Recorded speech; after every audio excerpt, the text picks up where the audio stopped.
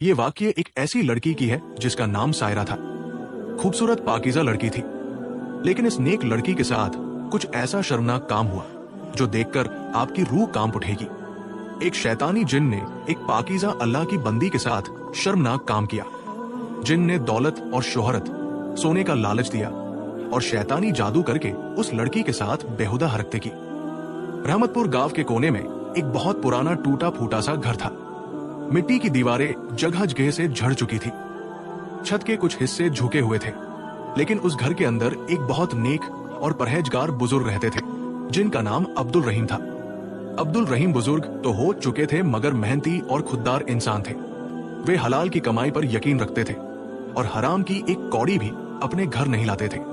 उनका एक ही सहारा था, उनकी प्यारी, खूबसूरत और नेक सी बेटी सायरा।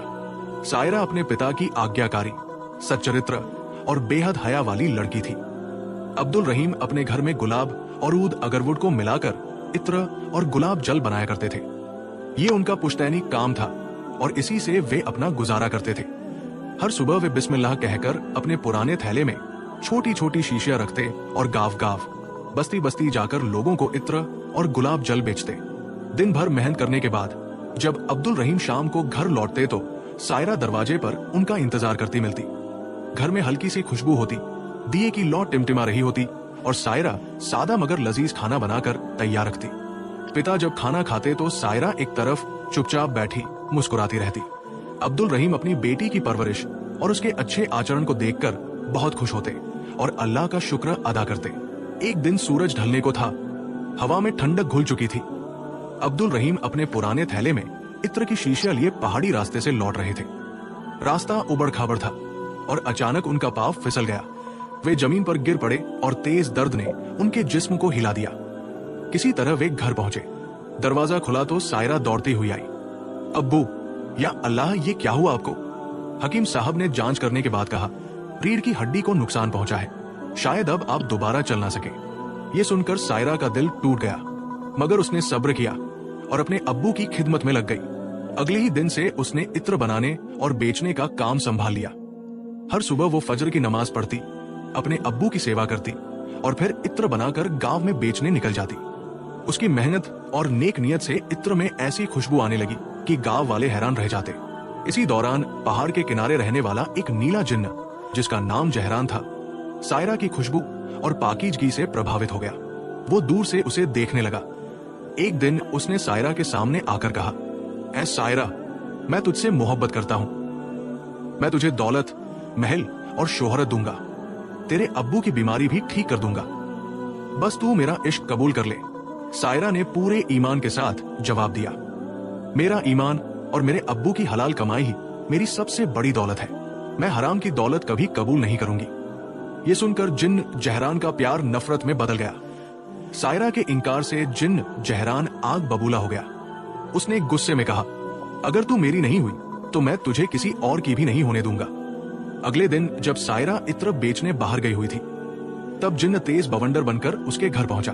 घर में अब्दुल रहीम अकेले लेटे हुए अल्लाह का जिक्र कर रहे थे। जिन्न ने अपनी शैतानी ताकत से उनके सीने पर वार किया। एक दर्द भरी आन निकली और अब्दुल रहीम इस दुनिया से हमेशा के लिए रुखसत हो गए। जब सायरा घर लौटी तो उसने अपने अब्बू को बेजान हालत में देखा। उसकी चीख निकल गई, या अल्लाह, मेरे अब्बू। पूरा गांव जनाजे में शामिल हुआ। गांव वालों ने मिलकर अब्दुल रहीम को सुपुर्द खाक कर दिया। अब सायरा दुनिया में बिल्कुल अकेली रह गई थी। कुछ दिनों तक वो टूट चुकी थी, मगर फिर उसे अपने अब्बू की बातें याद आई। हलाल कमाई कभी मत छोड़ना बेटी।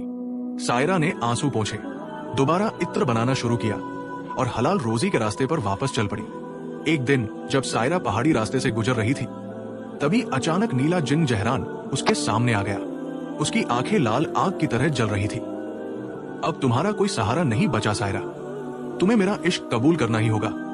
इससे पहले कि सायरा कुछ समझ पाती, जिन्न ने उसके साथ जबरदस्ती करने की कोशिश की। सायरा डर गई, मगर उसने अल्लाह को पुकारा, या अल्लाह, मेरी इज्जत की हिफाजत फरमा। इसी खींचतान में उसका हाथ अपने थैले पर पड़ा जिसमें इत्र की शीशियां थी। उसे अपने अब्बू की हलाल कमाई और दुआएं याद आ गई। उसने तुरंत एक शीशी खोली और बिस्मिल्लाह पढ़कर पूरा इत्र जिन्न जहरान पर छिड़क दिया। जैसे ही पाक खुशबू वाला वो इत्र जिन्न के जिस्म से टकराया, उसका पूरा वजूद जलने लगा। उसके शरीर से धुआं उठने लगा और वो दर्द से चीखने लगा। ये कैसी आग है? ये पाक खुशबू मुझे जला रही है। कुछ ही पलों में जिन्न का शैतानी वजूद राग बनकर हवा में गायब हो गया। सायरा वही खड़ी रोती रही। उसने आसमान की तरफ देखा और कहा, या अल्लाह, तूने अपने बंदों की हिफाजत के लिए हलाल कमाई में कितनी बड़ी ताकत रखी है। इस तरह सायरा ने अपने ईमान, सब्र और अपने अब्बू की हलाल कमाई की बरकत से शैतान को हमेशा के लिए खत्म कर दिया। इस कहानी से हमें ये सीख मिलती है कि इंसान की सबसे बड़ी ताकत उसका ईमान, सब्र और हलाल कमाई होती है। चाहे कितनी भी बड़ी मुसीबत क्यों ना आ जाए, अगर इंसान अल्लाह पर भरोसा रखे और सही रास्ते पर कायम रहे तो बुराई कभी उसे हरा नहीं सकती। हराम की दौलत और झूठी ताकत कुछ समय के लिए